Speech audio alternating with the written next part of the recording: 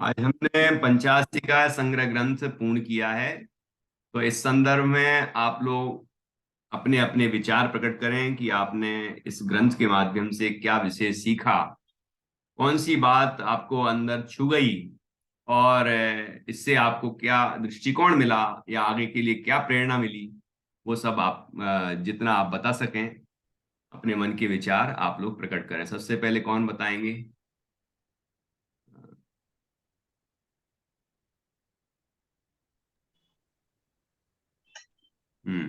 निधि जी कुछ कह रही हैं? नहीं, दो तीन चीजें हैं जो बहुत अद्भुत लगी। बहुत अच्छा। ऐसे तो ये पूरी बात ख्याल में आ नहीं रही भैया, बीच बीच में छोड़ दो तो बुद्धि इधर उधर भाग जाती है, वो ग्रंथ में हम्म नहीं रहती है।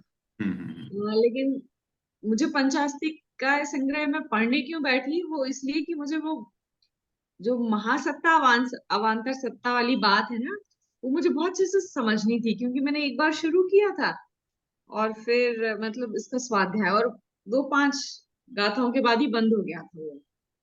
तो वो एक जिज्ञासा वहां से लगी हुई थी, और उस बात को 3 साल हो गए। बहुत तो वो अच्छा। जो महासत्ता और अवान्तर सत्ता की जो बात है कि जो प्रत्येक द्रव्य जो है वो सामान्य विशेष रूप है, उसी को महासत्ता अवान्तर सत्ता से बताया हम्म। कि द्रव्य सामान्य की जब हम बात करेंगे तो पूरा प्रमाण का विषय आ जाता है उसमें, मतलब पूरी वस्तु सत उसके सामान्य बारे से देखो, में। प्रमाण का विषय नहीं। ऐसा देखो, सत सामान्य से देखो तो ये महासत्ता, क्योंकि सब हाँ हाँ सब द्रव्य सत्ता मात्र है। हाँ। ठीक है। और और जो जब अवांतर सत्ता से देखो तो उसको स्वरूप उसकी कहते हैं। पर्याय, एक एक एक एक नहीं, एक। प्रत्येक द्रव्य आप एक ही प्रमाण और नए एक ही द्रव्य में लगेगा। हाँ हाँ हाँ यहाँ देखना है अवांतर सत्ता में कि स्वरूप सत्ता, सबका स्वरूप अलग अलग है। मेरा अस्तित्व अलग, आपका अलग, सबका अलग अलग। और सब, और विशेष सत्ता में देखेंगे, अवांतर सत्ता में तो यही है कि जीव का स्वरूप जानना देखना है।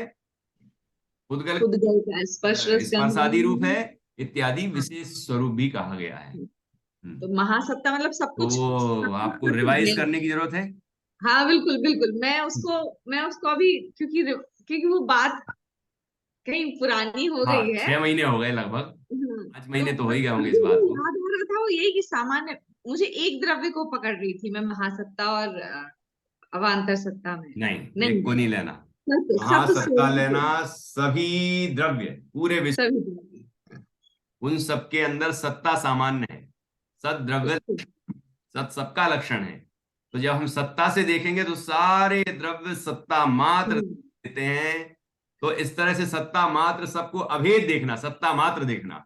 वो, हाँ ठीक, अब याद तो आ गया। सबकी सत्ताएं अलग अलग हैं, सबके चतुष्टय अलग अलग हैं, हम्म, इसका अपना अपना अस्तित्व है। इस तरह वो अवांतर सत्ता है। ठीक है। और एक एक विषय महासत्ता को है। सादृश्य अस्तित्व भी कहते हैं, और हाँ अवांतर सत्ता को स्वरूप अस्तित्व भी कहते हैं।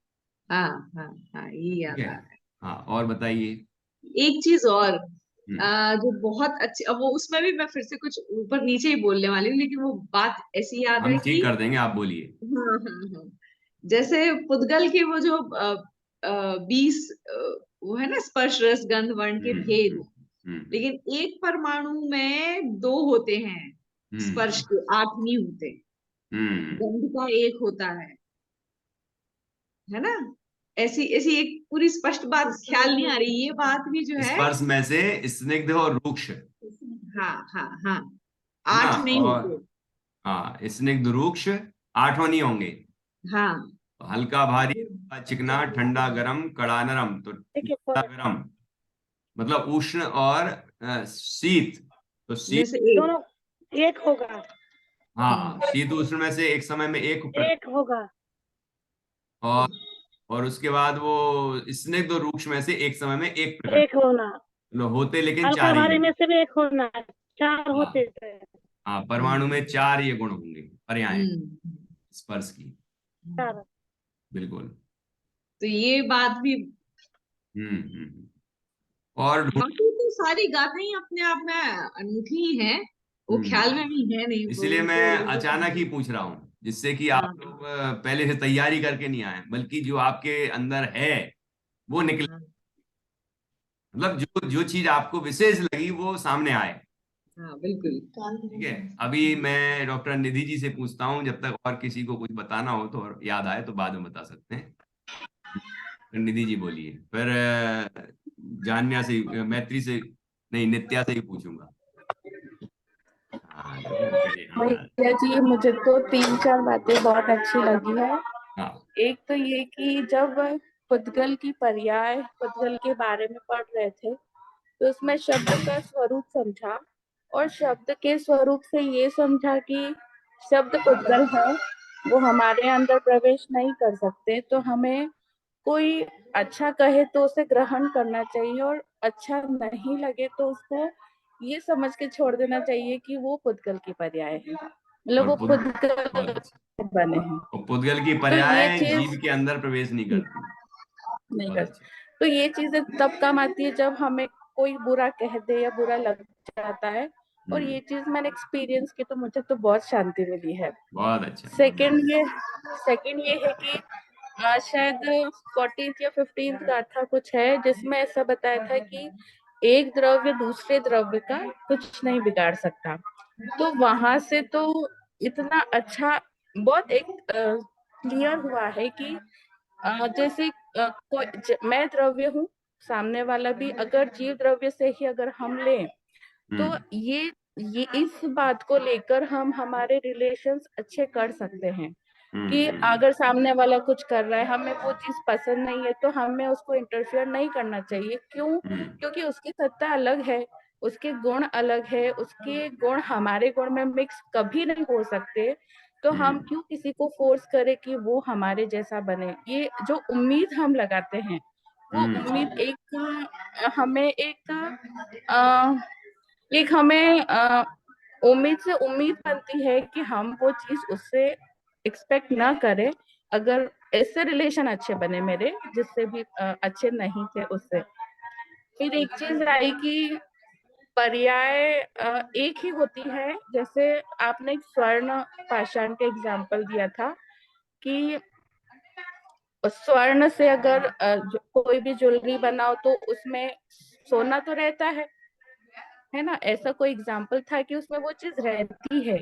तो वो चीज भी एक बहुत अच्छा एक तो ये थी, और एक थी सोने की शुद्धता, कि जैसे जैसे हम अपने आप को तपाएंगे हमारे अंदर शुद्धि बढ़ेगी। तो वो हम्म। चीज भी मैंने अपनी लाइफ में अप्लाई करी, और वो चीज मैंने फील की है कि हाँ सच में कोई जरूरी नहीं है कि हम लोग व्रत उपवास वगैरह करके ही अपने आप को तपा सकते हैं। मुझे ऐसा लगता है कि जो कमी हमारे अंदर है उसे हम देखते हुए उसको कम करेंगे तो हमारी विशुद्धि बढ़ेगी। जैसे पहले मैं स्वाध्याय नहीं करती थी, अभी कर रही हूँ, तो इसका प्लस पॉइंट मुझे ऐसा फील हुआ है कि जो नेगेटिव थॉट्स पहले मुझे परेशान करते थे वो अब नहीं कर रहे हैं। क्यों? क्योंकि मैं अगर पंचास्ती का संग्रह चल रहा है तो उसकी गाथाएं मैं याद कर रही हूँ, उसके नोट्स बना रही हूँ, तो मेरा टाइम ऐसे स्पेंड हो रहा है। तो एक ये बहुत अच्छा मेरे लिए इस ग्रंथ से रहा।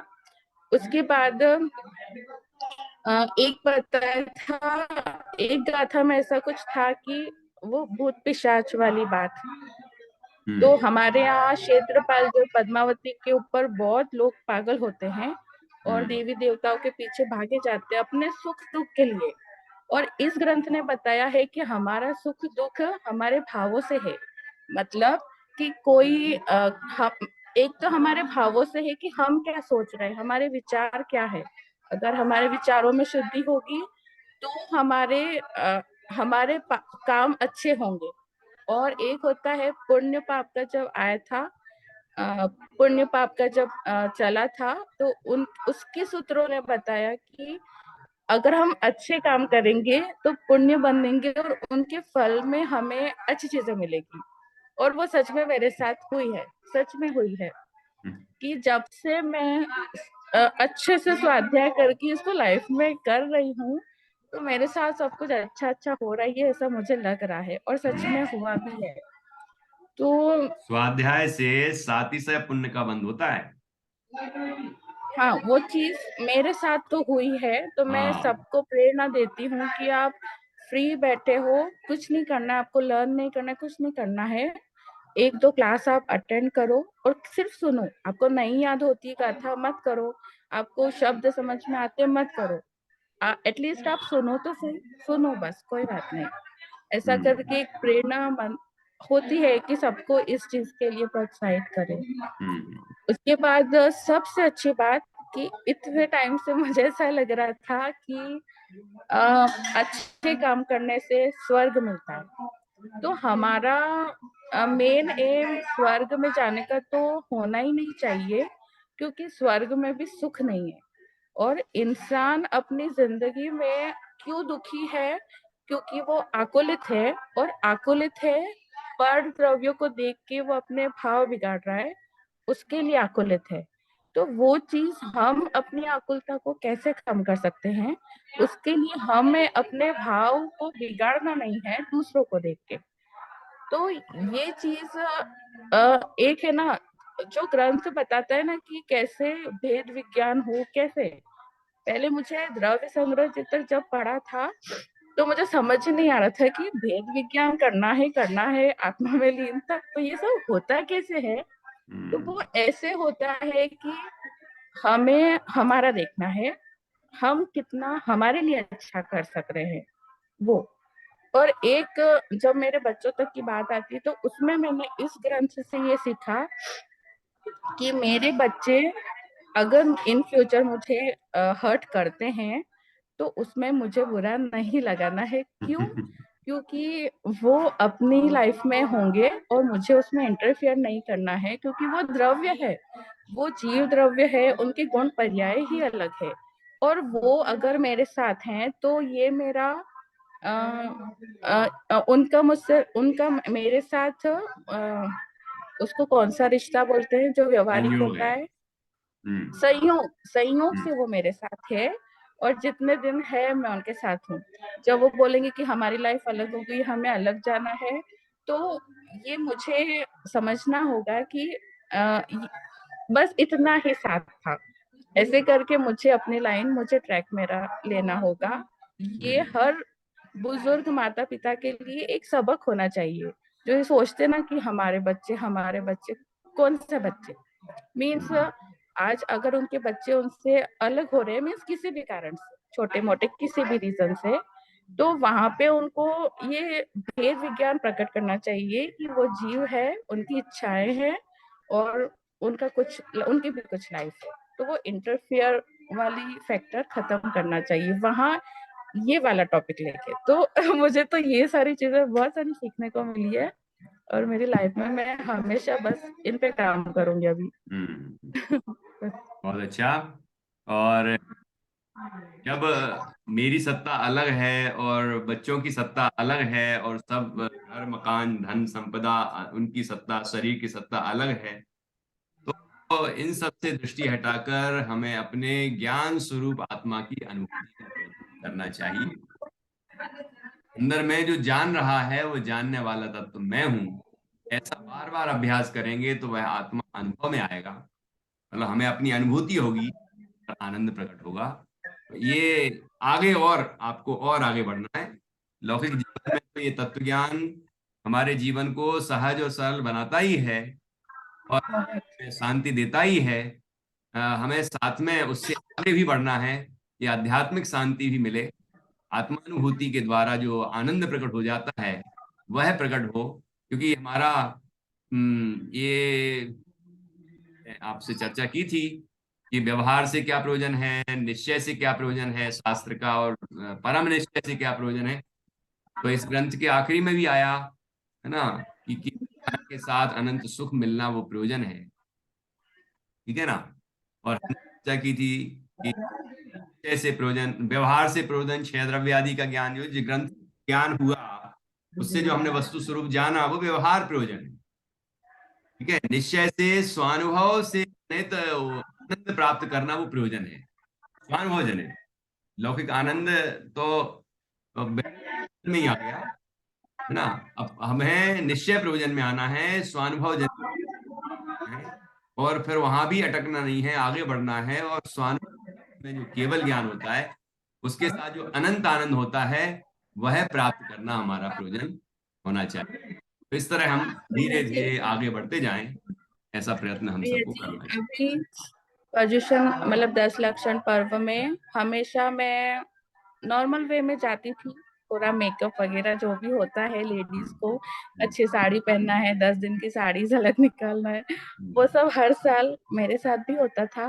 बट इस साल मैंने ये प्रण लिया था कि मैं एक नॉर्मल वे में जाऊंगी। मीन्स मेरा 10 दिन का परिग्रह को मैं साइड में रख के जाऊंगी कि वो 10 दिन मुझे, मैं क्या पूजन कर रही हूँ उसका अर्थ मेरे अंदर आएगा, मैं उसको समझ के करूंगी। ऐसे ऐसे कुछ मैंने एक बनाया था कि मैं ऐसा ऐसा करूंगी।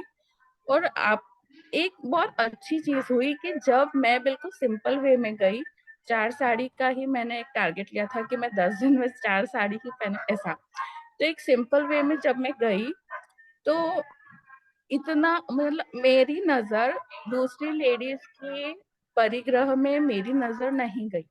क्यों नहीं गई? क्योंकि मेरे अंदर से वो चीज निकल गई थी वो बहुत 10 अच्छा। दिन। तो यही चीज अगर मैं हमेशा अप्लाई करूं तो मेरी इन चीजों से नजर हटेगी। और जो लेडीज, उन लेडीज के लिए एक सबक है कि जो दूसरों की ज्वेलरी देख रही है, साड़ी देख रही है, हेयर स्टाइल देख रही है, तो अपना अगर हम कम कर देंगे तो हमें एक तो वो चीज दिखेगी नहीं, और दिखेगी नहीं तो उसके लिए आकुलता नहीं होगी कि उसके बहुत पास अच्छा। ये है मेरे पास नहीं। इतना अच्छा मेरे वो 10 दिन गए हैं कि बस मजा आ बहुत गया अच्छा। था देखो, बहुत। मतलब आपने खुद का परिग्रह परिमाण किया और परिग्रह हाँ, छोड़ी, तो दूसरे के परिग्रह को देखकर या ज्यादा परिग्रह को देखकर आपको ईर्ष्या नहीं हुई, क्योंकि नहीं हुई। परिग्रह को जब हम खुद निस्सार मानते हैं, हाँ, दूसरे के बराबर। पास ज्यादा है मान लीजिए, तो उससे हमें आनंद क्यों आएगा, या उससे हमें जलन क्यों होगी, या हमें ये भावना क्यों होगी कि हमारे पास और ज्यादा हो जाए, क्योंकि वो तो निस्सार है। बहुत अच्छा पॉइंट बताया आपने। स्वाध्याय, ये आपने जितनी बातें बताई हैं, ये इस ग्रंथ के स्वाध्याय के दौरान जो जो आप में परिवर्तन आए, वो सब बातें आपने बताई। बाकी ये तो सभी ग्रंथों के स्वाध्याय करने से जीवन में, हमारे विचारों में, आचरण में, सब में परिवर्तन आता ही है। तो उन आपने बताया। चलिए अब मैं नित्या से कुछ पूछ लूंगा। नित्या, और आप लोग और सोच के रख सकते हैं, कोई पॉइंट आए तो बाद में बता सकते हैं। मृदुला, मंजूषा जी से भी पूछूंगा, क्योंकि उन्होंने तीसरा अध्याय पूरा स्वाध्याय किया है। उसके पहले तो उनको पता नहीं था कि क्लास चलती है, लेकिन चलती है और लगातार आ रही है, और अच्छे से सीखा है उन्होंने। उनसे भी पूछूंगा। हाँ नित्या। भैया जी, मतलब आप कि आपने एक बात बताई थी कि नहीं नहीं, जीव पुद्गल का काम नहीं करता और पुद्गल जीव का काम नहीं करता, और एक बताई थी एक द्रव्य दूसरे द्रव्य में नहीं जाता, और एक और भैया थी, मैं तो भूल गए। कोई बात नहीं। और बताओ। नहीं आ रहा यार, मैत्री कहाँ है? अच्छा, जान्या, और तुम लोगों की मम्मी ताई जी, वो कहाँ है? बगल में बैठे हैं? बगल में बैठे हैं, उनसे ही पूछो। नहीं है अभी? अच्छा अच्छा, ठीक है ठीक है। चलिए बहुत अच्छा। तो आप लोगों ने जितना भी सीखा है बहुत अच्छा सीखा। और और एक बार ग्रंथ पलट पलट के देखें तो पुरानी बातें याद आएंगी, जो जो जब जब जो गाथा पढ़ रहे थे, तो उसमें जो जो बात आपको ख्याल आई, वो बात याद आएगी। जैसे अपन पेज पलटते हैं ना, तो वो चीज ख्याल में आ जाती है। इसको कहते हैं रिवीजन, पुनरावलोकन, पुनरावृत्ति।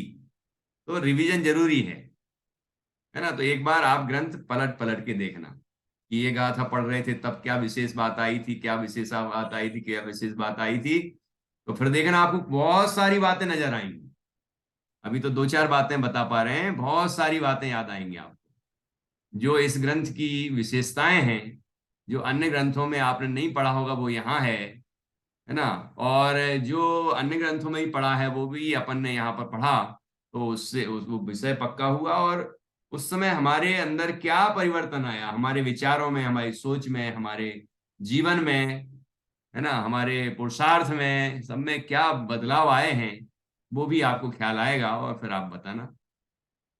ठीक है ना? चलिए, अब मंजूषा जी कुछ बताएंगी। मंजूषा जी अपनी मंजूषा ज्ञान मंजूषा खोलिए और बताइए। आप शायद कार से आ रही थी क्या अभी? मुझे मुझे इतना फील हो रहा है कि मैं कितना देर से मुझे ये सुनने को मिला। अंत अंत के 3-4 गाथा मैंने सुनी, बहुत अच्छी लगी। कि जो आप हम विचार करते हैं कि व्यवहार भाषी भी नहीं होना चाहिए, व्यवहार लंबी भी नहीं होना चाहिए, निश्चय लंबी भी नहीं होना चाहिए, दोनों का सुमेल होना चाहिए। व्यवहार व्यवहार लंबी हो जाएंगे तो शुभ उपयोग में देवगति में जाएंगे, पर वहां पर दुख है, ये किसी के समझ में नहीं आता है। जब शास्त्र स्वाध्याय करेंगे तब समझ में आ जाता है, नहीं तो क्या हो जाता है, क्रियाकांड ही करते रहते हैं। क्रियाकांड में इतना समय देते हैं कि शास्त्र स्वाध्याय को समय ही नहीं देते हैं लोग। और निश्चय वो देवगति में जाकर दुख तो भोगते हैं, लेकिन निश्चयालंबी जो है वो तो शुभ ही नहीं और शुद्ध ही नहीं, अशुभ में ही अटक जाते हैं। अपने मन से ही धर्म बनाते हैं। लोग क्या बोलते हैं, ये निश्चयाभाषी है, ये सोनगढ़ वाले हैं, ये जयपुर वाले हैं। अरे क्या उनको ही पता नहीं है कि निश्चय नहीं क्या है, व्यवहार नहीं क्या है, हम क्या करना चाहिए, ये समझ में नहीं रहता। लोग बोलते हैं, वो भी हंसते हैं चले जाते हैं, लेकिन नुकसान अपनी होती है कि निश्चयालंब के पास में तो कुछ भी नहीं, शुभ उपयोग भी नहीं, शुद्ध भी नहीं, अशुभ ही है। तो अशुभ में जाकर दुर्गति में जाएंगे, बिल्कुल बिल्कुल, नरक तिर्यंच गति में जाएंगे ना वो। बिल्कुल बिल्कुल। इसीलिए दोनों नए, पहले मैं तो क्या बोलती है, नए का अभ्यास करना चाहिए। हमारे प्रवीण जी शास्त्री पंडित जी ने नए का अभ्यास इतना अच्छी तरह से किया लॉकडाउन में। मुझे हिंदी आती नहीं, गलती हो नहीं नहीं, आप जाएगी तो बोलिए, बहुत अच्छा लग रहा मैं है, आप क्षमा बोलिए। करती। इतना अभी वक्ता कौन से नए से बोल रहा है, ये झट से समझ में आ जाता है। व्यवहार नए, निश्चय नए, उपचारित असद्भुत व्यवहार नए, अनुपचारित असद्भुत व्यवहार नए, शुद्ध निश्चय नए, ये सभी समझ में आ जाते हैं। इतना फायदा हो जाता है। कोई भी स्वाध्याय करो, ये अपने फायदे का है, नुकसान तो कोई नहीं होता। अभी मैंने 4-5 गाथा ही सुनी, मुझे इतना अच्छा लगा। घर में नहीं नेटवर्क आता तो मैं मंदिर में जाती, मंदिर में नहीं आता तो दुकान में आती, दुकान में नहीं आता तो फिर यहाँ आती। ऐसा करके पूरा प्रवचन सुनती हूँ। जो कुछ कम ज्यादा हो गई तो यूट्यूब पर जाती हूँ और पूरा सुनती हूँ। कभी कभी क्या होता है, आवाज कट कट हो जाती है। मुझे तो बहुत अच्छा लगा, पूरा मेरा तो क्लियर हो गया, व्यवहारालंबी और निश्चयालंबी जो कुछ सुना, पूरा मेरा विषय क्लियर हो गया। मुझे अब बहुत जैसे, अच्छा लगा। जैसे लोग कहते हैं ना, जैसे कोई को कहे ये सोनगढ़ वाले हैं, ये हाँ, ये सोनगढ़ वाले हैं। वो मंदिर जा रहा है तो कहते हैं ये सोनगढ़ वाले हैं, ये हाँ, निश्चयाभासी हैं। पूजन कर रहा है, ये निश्चयाभासी हैं, निश्चयाभासी है। स्वाभासी। निश्चयाभासी का स्वरूप तो समझ लो। समझ, अभी आज इतना निश्चयाभासी तो अच्छा सो भाव रूप परिणमन ही नहीं करता, हाँ, तो भाव तो उसको हुआ ही नहीं है, हुआ ही शुभ नहीं भाव है। भी नहीं करता, और इतना वो मुझे तो केवल शास्त्र अशुभ का भाव करता है, प्रमादी पड़ा रहता है ना, कुछ भी प्रवृत्ति करता है लौकिक, और वह विधान, निश्चयाभासी क्या करके करता है। दुर्गति में जाता है। हाँ, निश्चयाभासी क्या करता है, विधान चल रहा है मंदिर में, नहीं क्या हम्म। करने का, पुण्य बंद हो जाता है बोल के चल के निकल जाता है। ये ये उसकी बहुत गलत मान्यता है। हम्म ये पंडित जी आपका जब मैंने सुना, मेरे हम्म में से तो जो कुछ भी होगा मैं हम्म क्लियर हो गई कि हम्म दोनों का ही सुमेल होना चाहिए। आणि मोक्ष मार्ग तो नया के अतीत है मोक्ष मार्ग, नए के अतीत है मोक्ष मार्ग, बिल्कुल। विकल्प के अपन अतीत है कहते मोक्ष हैं, मार्ग। नए से तो अपन निरूपण करते हैं, निरूपण कर रहे हैं। तो नयातीत ही है। आणि ये दोनों का भी मार्ग हमको चाहिए, जब तक हम उस दशा में नहीं जाएंगे हम्म तब तक तो हमें दोनों ही नयों का हमको अवलंबन लेना चाहिए। ये सही बात है। आणि निश्चय नय के पास हम जब जाएंगे, जब निश्चय हमको समझेगा तब व्यवहार नहीं आपको आप छूट जाता है, छोड़ने को नहीं पड़ता, आपको आप छूट जाता है। जब शुद्ध उपयोग में जाएंगे तब शुभ बिल्कुल उपयोग आपको आप छूट जाता है, छूट जाता है, उसको छोड़ना नहीं पड़ता। छोड़ने योग्य है ये निर्णय हो जाता है, ये सब हाँ, निर्णय हो जाता छूटता वो क्रमशः ही है। और जैसे ही शुद्ध भाव पूर्ण होता है वैसे वो शुभ भाव भी छूट जाता है।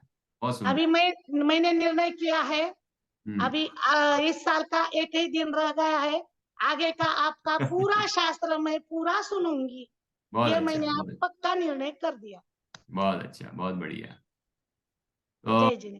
इस तरह पंचास्तिकाय ग्रंथ इस साल पूरा हो गया, आपने याद दिलाया तो।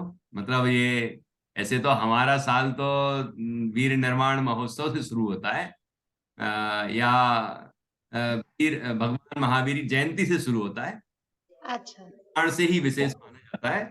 तो वीर निर्माण संवत से हमारा वर्ष शुरू हो चुका, लेकिन फिर भी जो लौकिक में अभी चलता है ईसा संवत, ईसवी संवत, तो वो कल के बाद परसों से मतलब कल समाप्त हो जाएगा, परसों से नया साल शुरू हो जाएगा, है ना। हमारी दृष्टि में तो नया साल शुरू हो ही चुका है। हो चुका है पाड़वे के दिन। और नया साल तो मैं एक कविता लिख के मैं आपको शेयर करूंगा कि मेरी दृष्टि में तो नया साल या नव वर्ष तभी है कि जब हमारे अंतर में परिवर्तन आए, नयापन आए। और अनादि से मिथ्यात्व में है जीव, अनादि से कसायों में है जीव, अनादि से संसार में भ्रमण कर रहा है जीव, दुखी है जीव। तो काय का नया है, वो तो अनादि से वही का वही चल रहा है, वैसे ही का वैसे। वही का वही चल रहा है। तो नयापन वो है कि हमारी दृष्टि बदले, बदले। जब स्वरूप की अनुभूति करें, भेद विज्ञान करें, आत्मानुभूति करें और अपना आत्मिक आनंद प्रकट हो, तो हमारे जीवन में कुछ नयापन आया। हम जब संसार मार्ग को छोड़ के मोक्ष मार्ग में आए, है ना, साधक दशा में आए, तो हमारे जीवन का नया वर्ष शुरू हुआ, नयापन होगा। है ना। नया दिन शुरू हुआ, नया वर्ष शुरू हुआ, वो हमारे लिए बहुत उत्सव का दिन होगा। तो उसके लिए हम सबको प्रयत्न करना चाहिए, ठीक है ना। जिन्होंने हमको लिंक दे दी थी हमारी सहेली ने, उनका भी मैं धन्यवाद करती हूँ। हाँ, उन्होंने मुझे साधना लिंक जी। दे दी, लिंक साधना जी देने आज से नहीं आ पाई। वास्तव में आ गई कक्षा में। धन्यवाद, बिल्कुल उसी का भी मैं धन्यवाद बोलती हूँ। बिल्कुल जरूर। बहुत अच्छा, आप लोगों के विचार सुन के बहुत अच्छा लगा। आपको कक्षा अच्छी लगी, उसमें बहुत कुछ आपने सीखा, अभी कुछ और रिवाइज करके आप और बता पाएंगे तो बाद में आप बताना। और ये भी सुझाव भेजना कि आप कौन सा ग्रंथ नया कक्षा में शुरू करवाना चाहते हैं। मैं अपना विचार बता देता हूं, फिर आप बताना। मेरा विचार है कि अब अमृता सीति ग्रंथ शुरू करें। अमृता सीति ग्रंथ आपने स्वाध्याय किया भी नहीं होगा, और बहुत सुंदर है, सरल है, और ध्यान का ग्रंथ है, और उसकी शुरुआत ही बहुत गजब की है, और बढ़ता हुआ जाता है। बहुत सुंदर विषय है उसके अंदर। अमृता सीति, असीति मतलब 80 श्लोक है उसमें, 81 है, तो मतलब 80 असीति कहते हैं उसको। तो ज्यादा दिन नहीं लगेंगे। और इसके बाद फिर जैसे इष्टोपदेश है, 52 श्लोक है, 51 52, है ना। ऐसे छोटे छोटे ग्रंथ, समाधि तंत्र है। तो छोटे छोटे जो ग्रंथ हैं उनका हम स्वाध्याय करते जाएंगे तो एक तो 2-3 महीने में पूरे हो जाते हैं, और एक ग्रंथ के अंदर क्या विशेष बात है वो हमें पता चल जाती है। और इन ग्रंथों का प्राय लोग कम स्वाध्याय करते हैं, है ना। मतलब समय सार जी, प्रवचन सार जी और भी अन्य ग्रंथों का स्वाध्याय तो करते हैं।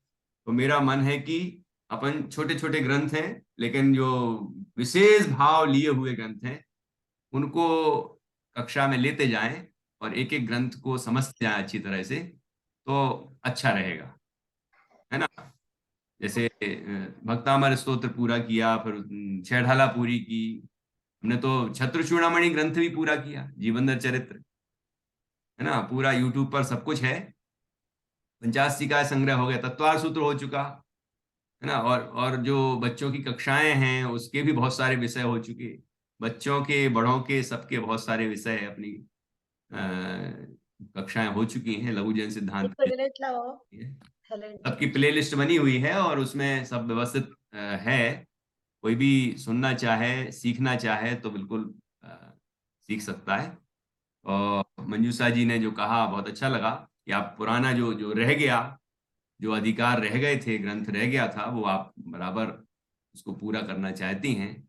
तो यूट्यूब पर लिंक है, पूरी क्रम से कक्षाएं हैं व्यवस्थित, आप उनको सुन के लाभ ले सकते हैं। बहुत अच्छा। चलिए, तो अब स्तुति करते हैं हम लोग। ये ग्रंथ भी पूरा हुआ है, जिनवाणी स्तुति करेंगे और आज की कक्षा भी पूरी कर रहे हैं। और ये बच्चे स्तुति बोलेंगे, आप लोग भी बोल सकते।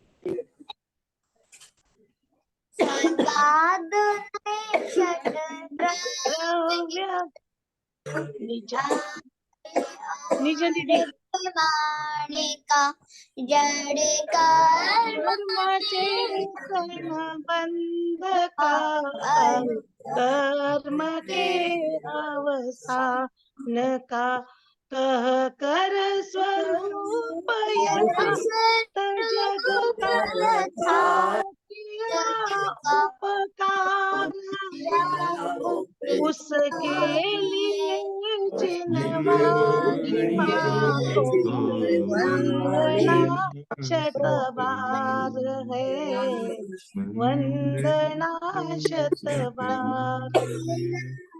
निज निधि निज में बताए,